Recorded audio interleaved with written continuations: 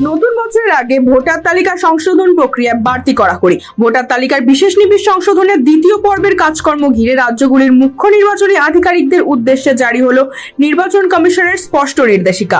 24শে ডিসেম্বরের বিজ্ঞপ্তিতে জানানো হয়েছে, ভোটার তালিকায় সংশোধন কিংবা যাচাই সংক্রান্ত নোটিশ ইস্যু হলে সংশ্লিষ্ট ভোটারদের কাছ থেকে যে নথিপত্র জমা পড়বে তা দ্রুততার সঙ্গে যাচাই করতেই হবে জেলা প্রশাসনকে। একেবারে এসআইআর এর বিভিন্ন দপ্তরকে নথি যাচাইয়ের ডেডলাইন বেঁধে দিল নির্বাচন কমিশন।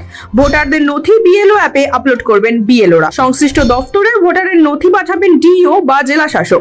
নথি আপলোডের 5 দিনের মধ্যে সংশ্লিষ্ট দপ্তরকে নথি যাচাই করতে হবে। অন্য জেলার নথি হলে সেই জেলার ডিও নথি যাচাই করবেন। অন্য রাজ্যের নথি হলে সেই রাজ্যের সিইও নথি হবে। কমিশনের নির্দেশ, এই দেশগুলি কঠোরভাবে অনুসরণ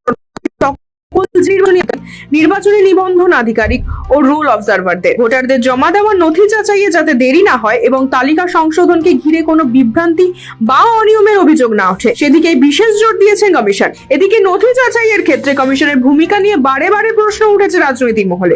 সুর চড়িয়েছেন খোদ তৃণমূল সুপ্রিমো মমতা বন্দ্যোপাধ্যায়। কদিন আগে সিইও দপ্তরে গিয়ে 5 পয়েন্টের কথা বলে এসেছিল তৃণমূল কংগ্রেস। অনেকের মতে নথি যাচাইয়ের ক্ষেত্রে নাম বা বয়স জড়িত সমস্যা ধরা পড়তেই নতুন করে সংশোধন ও যাচাইয়ের নির্দেশ দেওয়া হয়েছে। বিএলওরা যে নথি নতুন করে আপলোড করবেন সেগুলিই আবার জেলা নির্বাচনী আধিকারিকরা সংশ্লিষ্ট দপ্তরে পাঠাবে। তারপরেই খুঁটিয়ে তা পরীক্ষার কাজ চলবে। যদি দেখা যায় উত্তর 24 পরগনার কোনো নথি পূর্ব মেদিনীপুরের সঙ্গে যোগ রয়েছে, তাহলে সেটিকে পূর্ব মেদিনীপুরে পাঠিয়ে দেবেন জেলা নির্বাচনী আধিকারিক। যদি দেখা যায় অন্য কোনো রাজ্যের নথি আপলোড হয়েছে, ফলে সেই রাজ্যের সিইওর কাছে এই নথি পাঠিয়ে দেওয়া হবে। তবে জন্য খুব বেশি না, 5 দিনের মধ্যেই শেষ করতে হবে এই নথি যাচাইয়ের কাজ। এখন দেখার এই 5 দিনের মধ্যে এই প্রক্রিয়া কতটা সুষ্ঠুভাবে শেষ হয়, নাকি আবার নতুন নির্দেশিকা নির্বাচন কমিশন।